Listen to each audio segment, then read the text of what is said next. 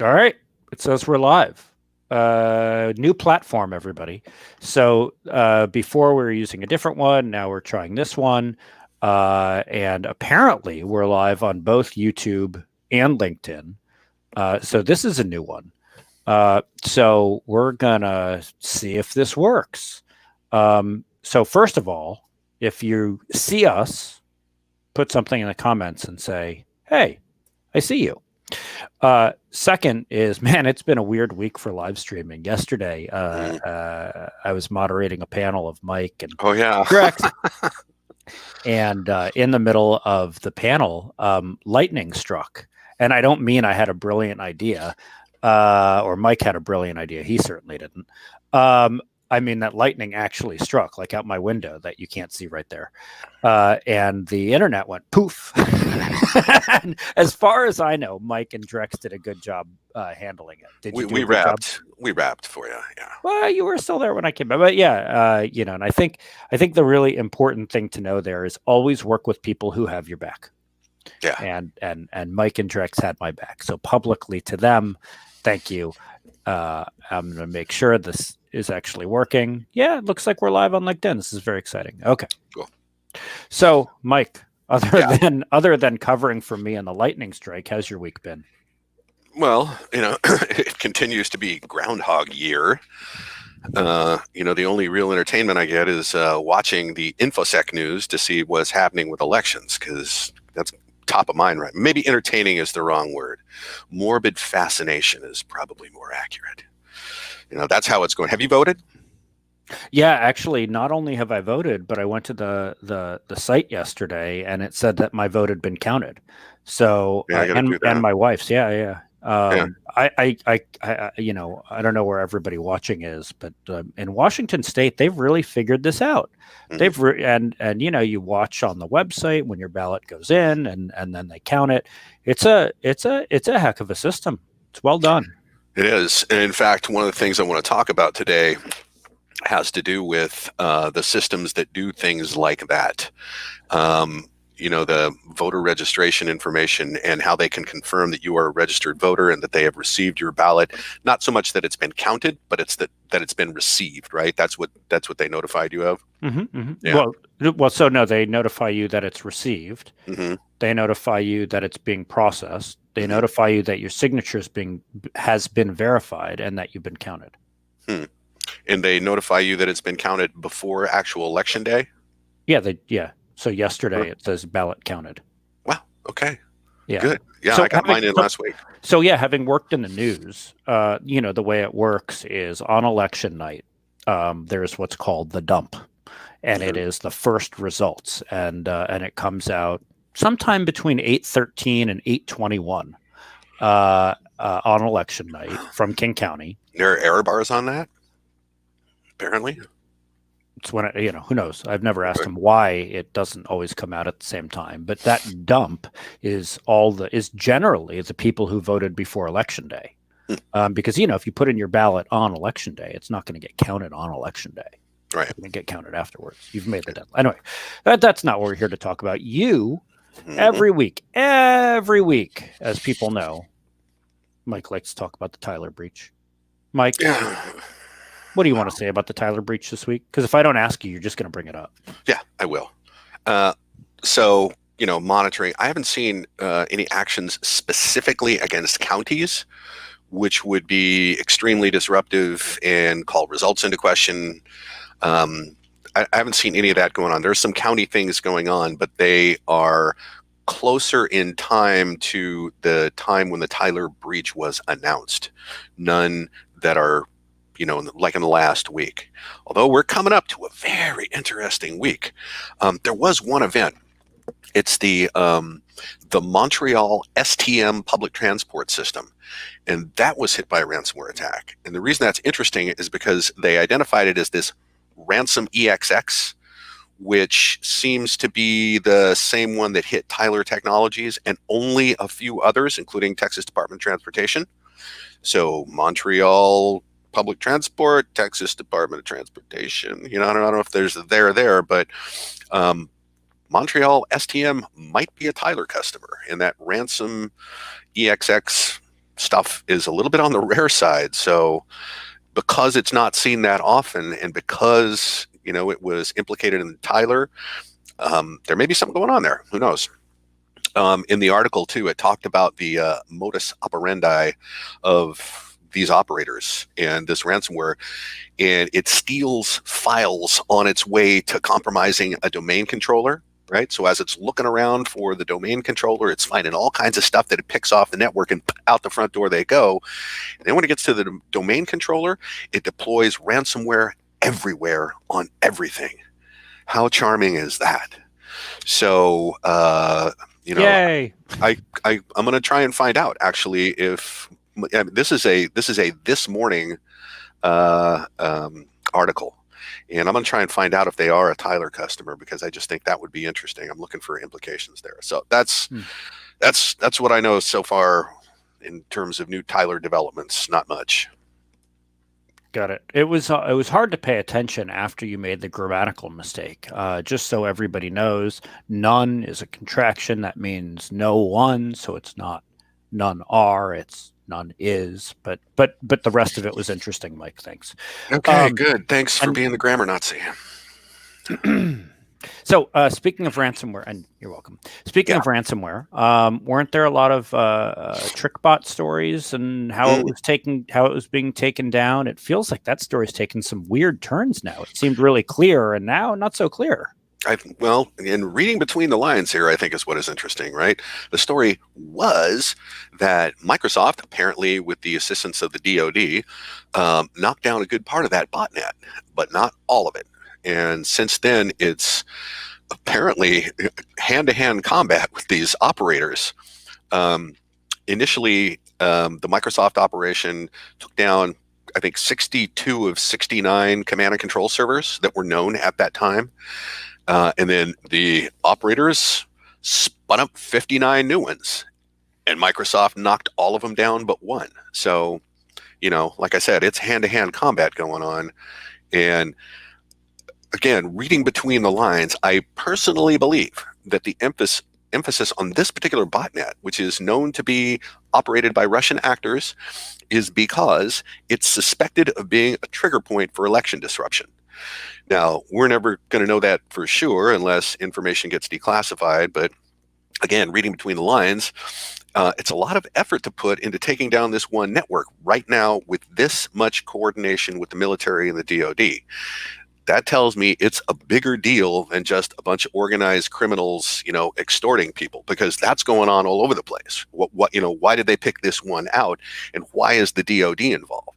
So, when you start asking questions like that, this gets a whole lot more interesting. So I think that's why all the effort is going into this, is because this particular botnet was poised to,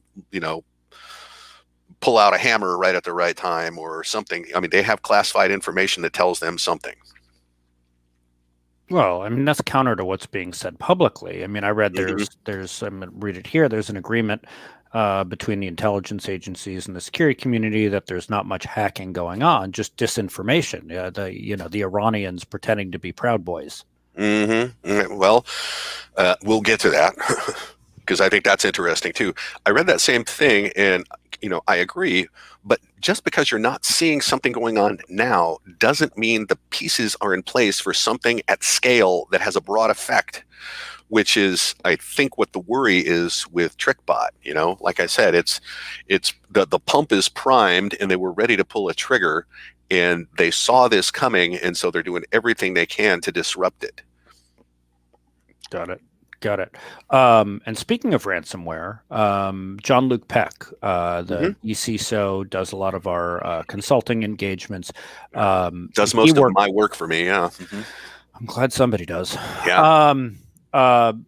Worked with our friends over at F5 on a ransomware piece. That's pretty good, right? Yeah, I saw that. Do you have the link?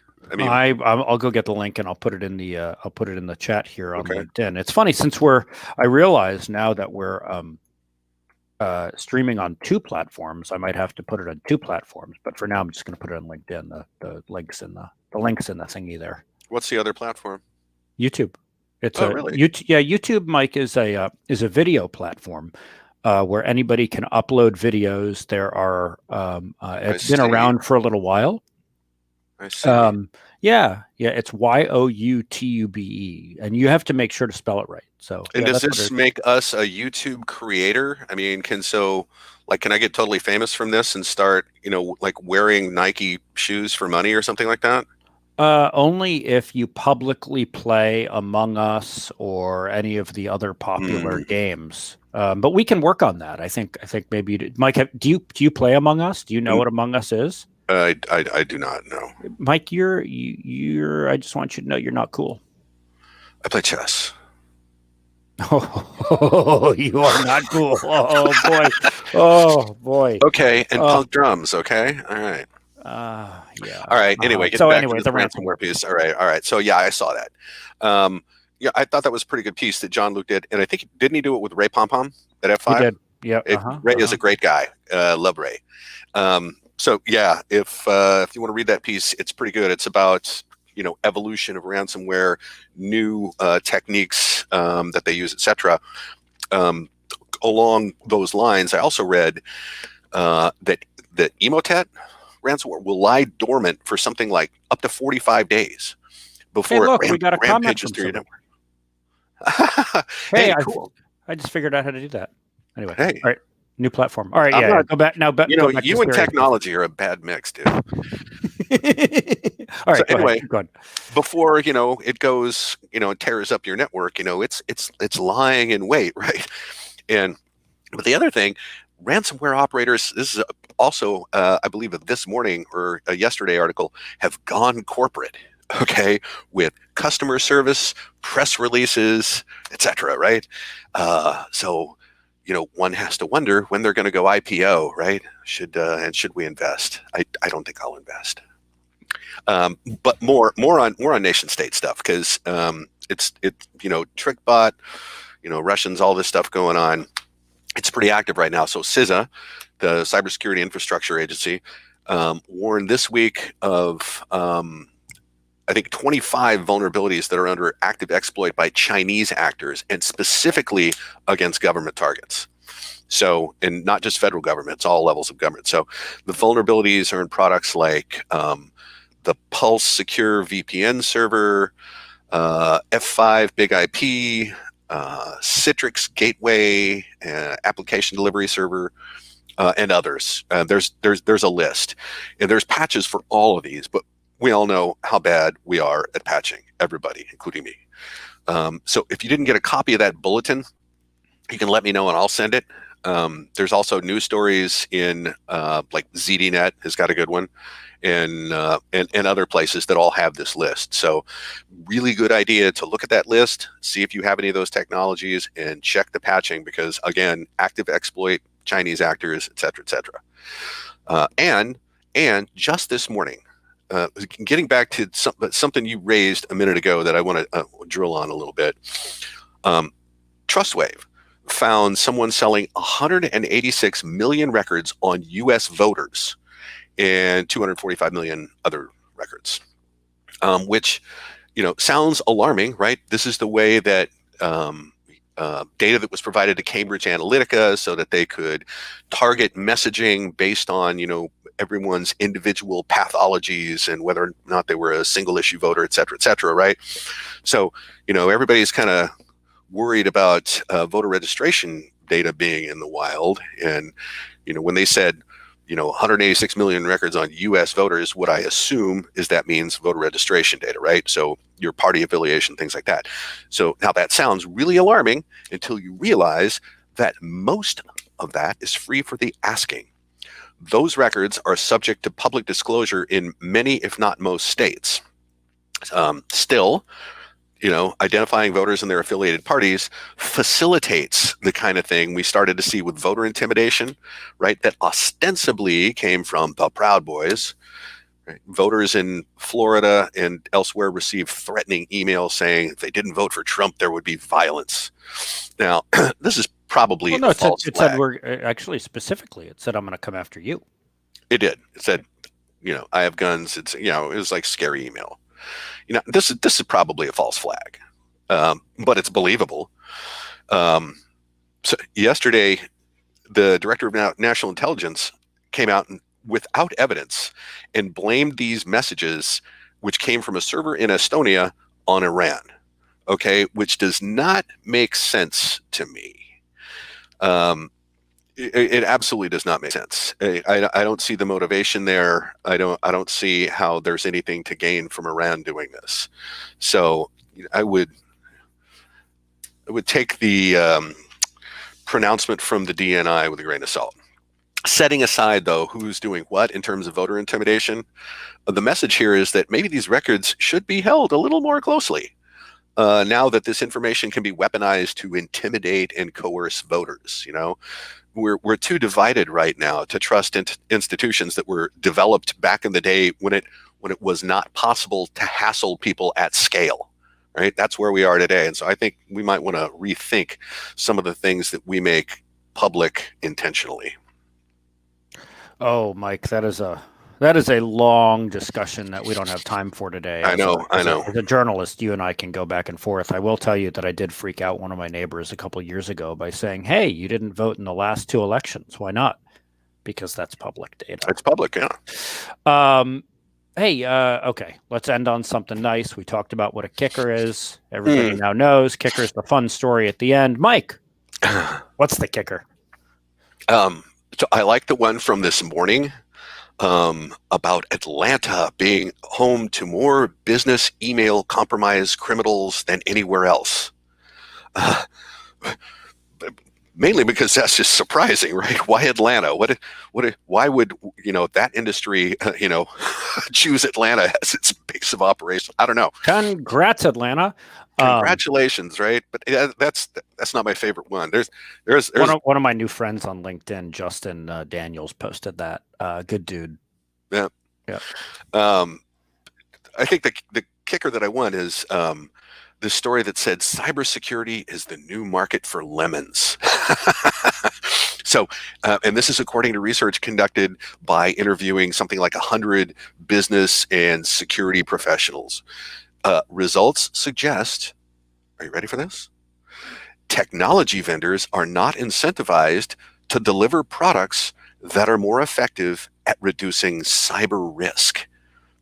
Seems obvious to me. If you solve the problem, then there would be no more venture capital firms feeding at the cyber trough. So capitalism designs systems that are self-perpetuating regardless of effectiveness. Just upgrade. Everything will be cool. I didn't know there was a cyber trough. We should tell the sales department. By the way, cyber everything. I read about cyber psychologist once. Ooh, cyber psychologist? Mm-hmm. Is that why you have a beard? Is it a cyber beard? No. Oh, well, no. This is my cyber seltzer. And now that we're on YouTube, maybe Polar will send me money for doing this, so I can get free seltzer. Ooh. You're a YouTube creator. There you go. I prefer YouTuber. Okay. So how did you get so cynical, and how will the problem ever be solved? Going back to the lemon store, really? Well, so answer number one is 30 years in this business. That's how you get cynical. You've seen every attempt fail. That's how you get cynical. To solve the problem, you make more people. That's what you do, right? When qualified practitioners litter the landscape and the price tag for each one goes down as a result, we will all be in a much better place. So that is, I think if we were going to really focus on solving the problem, there would be a huge emphasis on making people. And I can tell you, I am generally not impressed with how universities teach cyber, and the people that are rolling off the assembly line, because man, they need, a few years in the trenches before they actually kind of get it. Things are improving, but we need to make a whole bunch more people. We got to do a much better job of that. Cool. And just because we have this new toy, look, I can put that up, and it says great info this morning from an anonymous LinkedIn user. I kind of like the new platform. I can put nice things about us on the screen. And you said it was cheaper. It is cheaper. It's cheaper and better, and it's like cybersecurity. Wait, that's not how that works. Did I do a security review of this company? Did we miss that? Yeah, who needs a security review? I'm gonna I'm going to send you a link to our policies. Oh, damn it. Yeah. All right. Well, thanks everybody for joining us. If Mike approves this, we'll do it next week. Okay. Bye all. Bye.